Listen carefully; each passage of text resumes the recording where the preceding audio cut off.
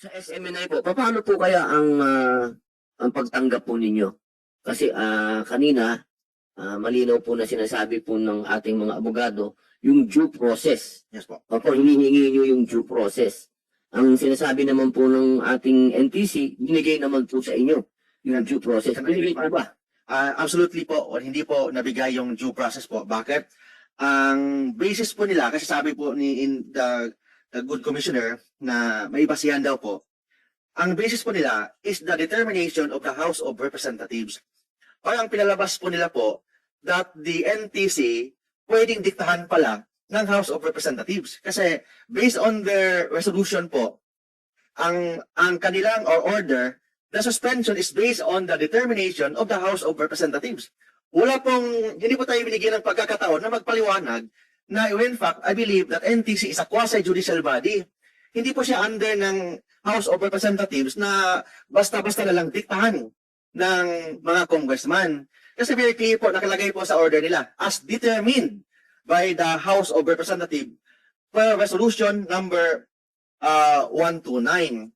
And second, Mr. Chair, nakalagay din po doon sa rules ng NTC to protect the interest and welfare of the public.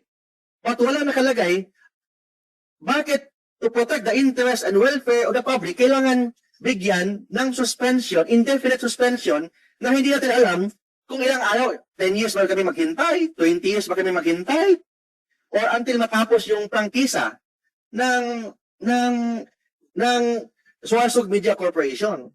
Ang nagbigay po ng prangkisa po is the House of Senate and the House of Representatives. Congress po. May batas po na nagbigay dyan. So, ibig sabihin, mawala ang prangkisa through amendment of a law. Not just a mere order of a quasi-judicial body na hindi nga tayo binigyan ng pagkakataon, walang hearing, walang notice. In fact, documented po as determined by the House of Representatives.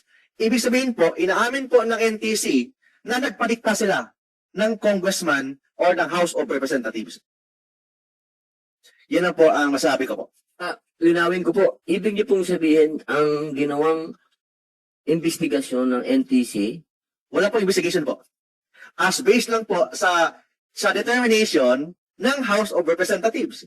So wala pong investigation, wala pong hearing, hindi tayo binigyan ng pagkakataon. So very clear po, the NTC violated its own rules. ulitin ko po, naguluhan ako. Ibig niyo pong sabihin, yung pong indefinite suspension ninyo galing sa investigasyon ng House? Yes po. Ito po yung order ng NTC, nakalagay po as determined by the Committee of the House of Representatives. So ibig sabihin po, yung kanilang resolution, nagbase lang po sila sa legislative investigation. So violation po yan ng separation of power kasi the Congress is under the legislative body and NTC is under the executive department. So ibig sabihin po, sinurrender po nila ang quasi-judicial power or function ng NTC and nagpadikta po sila through a document. Hindi po ako nagsasabi po nito. This is a document issued by NTC na nakalagay po doon as determined by the House of Representatives. This document is dated December 19, 2023 and also the order issued by the NTC dated January 18, 2024 and March 18, 2024. So, ibig sabihin po, hindi lang isang dokumento na inaamin po ng NTC na nagpadikta sila o nagsinurrender po nila ang quasi-judicial power nila ng House of Representatives. We are in a presidential system po. Kasi presidential system, iba ang executive department, iba ang legislative department. Separate po sila po. But in this case, walang hearing, walang notice, walang investigation. Sabi nila, motu proprio. Motu proprio, but based on the determination of the House of Representatives. Where in fact, nakita nyo man po, in the Legislative Committee sa House of Representatives, hindi po tayo binigyan ng pagkakataon na magpaliwanag. In fact, dalawa po sa mga anchor ng Suarsug nakulong ng 7 days. Dahil lang sa na-contempt daw. And in fact, kung magsalita po tayo, 1 sentence, 2 sentence, may mga panakot na po, napakontempt po kami ni Congressman ni Attorney Rolex Suplico. So, and documented po yan, public knowledge po yan, na dalawa sa aming mga anchors po ang nakulong. Nakulong for 7 days, isa sa anchor po namin, no less than the former President Duterte, dinimanda sa Quezon City Prosecutor's Office. So, yun po ang nangyari na I'm sure hindi po batanggihan ng NTC kasi properly documented po yan.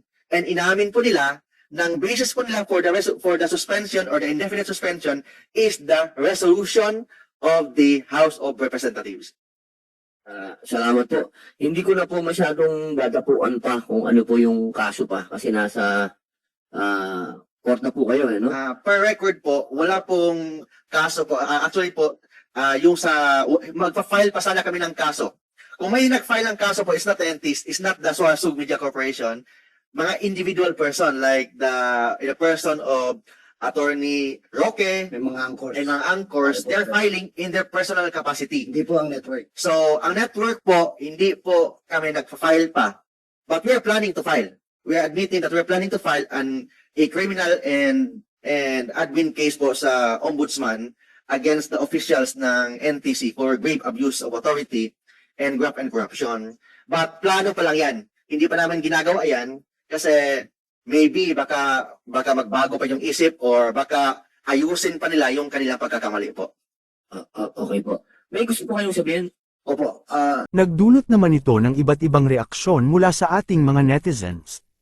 Ayon kay Atsilio Pabunan, kasuhan ng NTC pagbayarin sila sa nalugi ng SMNI. Saad naman ni @Emer Hernandez, NTC, takot sa kampa ni Tambaloslos. Komento naman ni @Aimee Pilayo, grabe iba na ang administration na ito, wala ng press freedom sila na power dictator, kawawa na ang Pilipino. Anong sa inyo dito mga kabayan? Maaaring magbigay ng comment below.